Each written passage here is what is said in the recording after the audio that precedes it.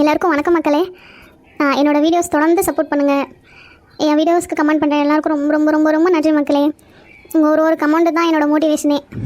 Views கம்மியாக போனாலும் சரி, அதிகமாக போனாலும் சரி, லைக் வந்தாலும் வரலனாலும் ஒரு கமெண்ட் பண்ணும்போது அந்த பரவாயில்ல, நம்மளோட வீடியோஸும் பார்க்குறாங்க நிறைய பேர், நமக்கும் வந்து சப்போர்ட் பண்ணுறாங்கன்ட்டு ஒரு மன தைரியம் வருது. ரொம்ப ரொம்ப நன்றி மக்களே. அதே போல் மக்களே, வீடியோ வந்து நீங்கள் லாங்காக போட சொல்கிறீங்க. சிலர் வந்து அன்பு சண்டையெல்லாம் போடுறீங்க, இவ்வளோ ஷார்ட்டாக ஏன் போடுறீங்க, லாங்காக போடுங்கன்னு சொல்கிறீங்க. எனக்கு புரியுது, எனக்கும் லாங்காக போட்டால் தான் நான் ஆசை தான். பட் இருந்தாலுமே என்னால் லாங்காக போட முடியாது. ஏன்னா என்னோடய ஃபோன் கொஞ்சம் ஹேங் ஆகுது. இருக்கிற சம்மரில் என்னோடய ஃபோனோட ஹீட் ஒரு பயங்கரமாக ஒரு 5 நிமிஷம் ஒரு 5 மினிட்ஸ் தான் என்னால் எடிட் பண்ண முடியுது, வாய்ஸ் கொடுக்க முடியும். அதுக்கு மேலே என் ஃபோனை நான் டச் பண்ணேன்னா அது வந்து ரொம்ப ஹீட் ஆகிடுது. ஃபோன் ஓவராக தோசைக்கல்லில் இருக்கிற தவா கூட கொஞ்சம் வந்து ஹீட் கம்மியாக இருக்கும். ஆனால் என் ஃபோன் வந்து அம்பட்டு ஹீட் ஆகிடுது. அதை வந்து தொடவே முடியல, அந்த ஃபோனை வந்து தொடவே முடியல, அவ்வளோ ஹீட் ஆகிடுது. எனக்கே ஒரு நேரத்தில் பயமாக இருக்கும், ஐயோ எங்கடா அந்த ஃபோன் வடிச்சிருமோன்னு. நான் சீக்கிரமாக என் ஃபோன் வந்து சேஞ்ச் பண்ணிவிட்டு நீங்கள் கேட்ட மாதிரி நல்ல லாங் வீடியோவை கண்டிப்பாக போடுறேன். அது தொடர்ந்து எனக்கு சப்போர்ட் பண்ணுங்கள் மக்களே. நீங்கள் எனக்கு சப்போர்ட் பண்ணால் தான் என்னால் வந்து அடுத்தடுத்த வீடியோ வந்து இன்ட்ரெஸ்ட்டாக கொண்டு வர முடியும். வியூஸ் கொஞ்சம் கம்மியாக போகுது. நீங்கள் வியூஸ் கொஞ்சம் அதிகமாக போனால் தான் சப்ஸ்கிரைப் கவுண்ட்டு கொஞ்சம் அதிகமானால் தான் எனக்கு கொஞ்சம் மானிட்டைசேஷன் ஆகும். கொஞ்சம் மக்களே எனக்காக கொஞ்சம் இதை மட்டும் பண்ணுங்கள். அப்புறம் உங்களுக்கு ஒரு ஐடியா இருக்குல்ல, இந்த கதையை இப்படி கொண்டு போங்க அப்படி கொண்டு போங்கன்னு, அந்த மாதிரி நீங்கள் ஏதாவது ஐடியா இருந்தாலும் எனக்கு அதை சொல்லுங்கள். அதே நம்ம ஃபாலோ பண்ணலாம். சரி வாங்க மக்களே, நம்ம கதைக்குள்ளே போகலாம். அம்மா தாயே, ஆதிபராசக்தியே, என் குடும்பத்தை என் பிள்ளைங்களை 50 பேரையும் நல்லபடியாக வச்சு காப்பாற்றம்மா. மகமாயி, என் மூத்த பிள்ளை அன்னபூர்ணாவை நல்லபடியாக பார்த்துக்கப்பா. அது சூதுவாது தெரியாத பொண்ணு.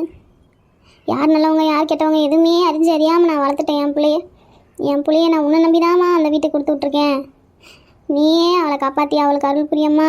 மகமாயி, ஆத்தா இம்புட்டோ துயரத்தை கடந்து வந்துட்டேன் ஆத்தா. எல்லா கஷ்ட சூழ்நிலையிலும் என் கூடவே இருந்து என்னை கைப்பிடிச்சி தாங்கி தூக்கிட்டு வந்துட்டேன்.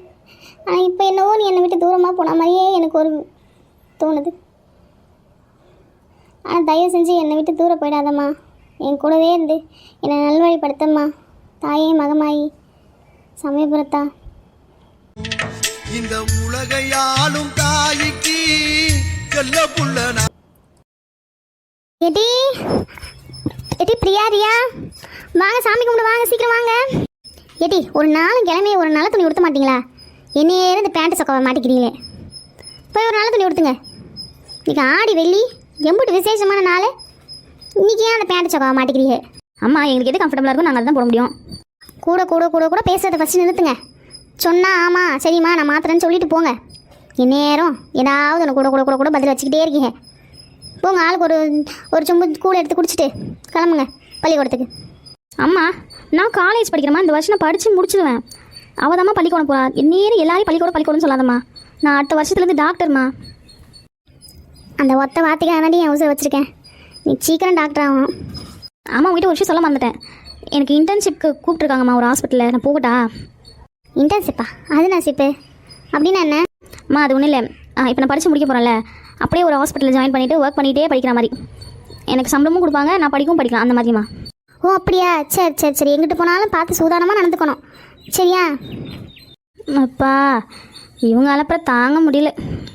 இவன் இன்னும் படித்தே முடிக்கல, அதுக்குள்ளே இவ டாக்டர் ஆகிட்டலாம். இன்னும் நம்ம வீட்டில் சுத்தமாக மரியாதையே கிடைக்காது நம்மளுக்கு.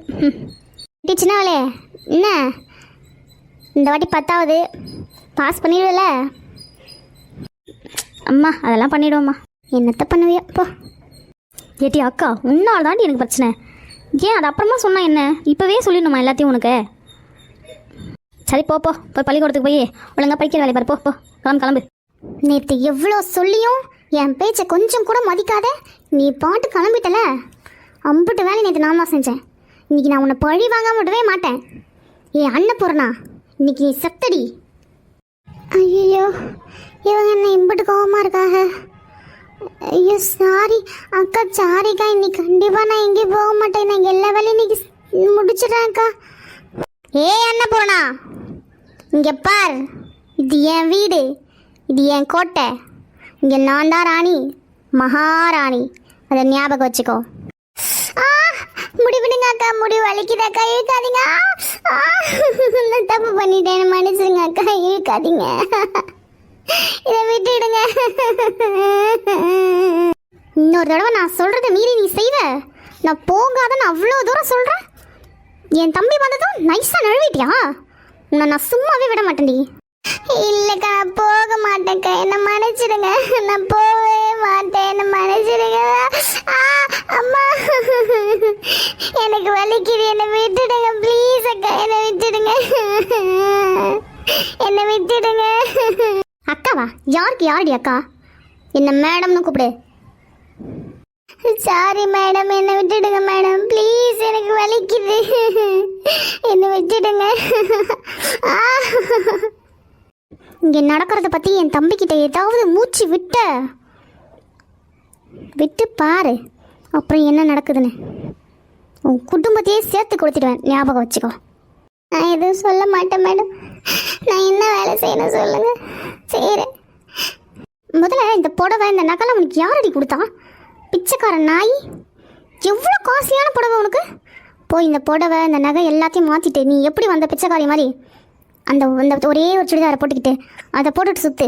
இனிமேல் இந்த புடவையை இந்த நகையை எடுத்து போட்டு பாரு, அப்போ இருக்கு உனக்கு கச்சேரி.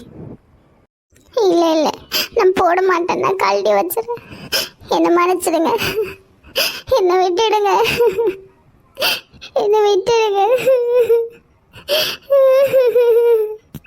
என் தம்பி வரத்துக்குள்ளே அம்புட்டு வேலையை முடிச்சிருக்கணும். ஏதாவது ட்ராமா பண்ண தொலைச்சிடுவேன், ஞாபகம் வச்சுக்கோ. என்னால் முடியல, இவ்வளோ பெரிய வீட்டை ஒரே ஆளை நான் எப்படி க்ளீன் பண்ணுவேன்? கடவுளுக்கு என்ன சுத்தமாக பிடிக்கல போல, ஆனால் தான் எனக்கு இவ்வளோ கஷ்டத்தை எனக்கு கொடுக்குறாரு. அம்மா எவ்வளோ கஷ்டம் இருந்தாலும் எனக்கு சின்ன வேலை கூட வாங்காத இருந்தேம்மா, ஆனால் இங்கே வந்து இவ்வளோ பெரிய வீட்டை ஒரே ஆளை எல்லா வேலையும் நானே முடிக்கிறேன். மிஸ் யூம்மா. காலையில் தினமும் கண் விழித்தால் நான் கைதொழும் தேவதை அம்மா. நீ இருந்தா ஐ லவ் யூ அம்மா. சின்ன காஃபி குடிச்சு டம்ளர் கூட நான் எடுத்து வைக்க மாட்டேன், எனக்காக எங்கள் அம்மா எல்லா வேலையும் செய்வாங்க. ஆனால் இப்போ இங்கே வந்து அம்மா மிஸ் யூ அம்மா, ஐ லவ் யூ அம்மா. ஸோ ஹாஸ்பிட்டல் எவ்வளோ பெருசாக இருக்குது. ஃபர்ஸ்ட் டே இன்டர்ன்ஷிப்ன்றதால கொஞ்சம் நர்வஸாகவும் பயமாகவும் இருக்கே. இப்போ இங்கே நம்ம மிஸ்டர் தீபக்கை போய் சந்திக்கணும், அவர் எங்கே இருக்காரு தெரியலையே. அட யார் அந்த பொண்ணு? நம்ம ஹாஸ்பிட்டல் இவ்வளோ அழகாவா?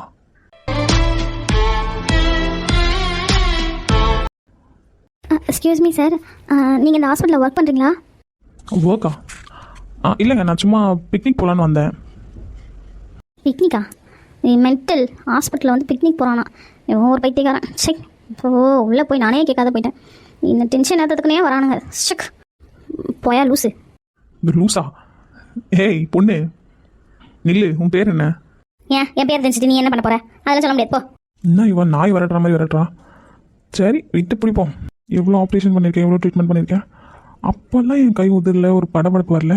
ஆனால் இவளை பார்த்ததுமே ஒரு படபடப்பாக இருக்கே. ஒருவேளை இதுதான் அந்த லவ் அட் ஃபர்ஸ்ட் சைட்டோ? பார்த்ததுமே பட்டாம்பூச்சி உள்ளே பறக்குதோ? Excuse me doctor. ஐயோ இவரா டாக்டர்? பேஷண்ட் பார்த்துட்டு இருக்கேன், கொஞ்சம் வெளியே வெயிட் பண்ணுங்க, வரேன்.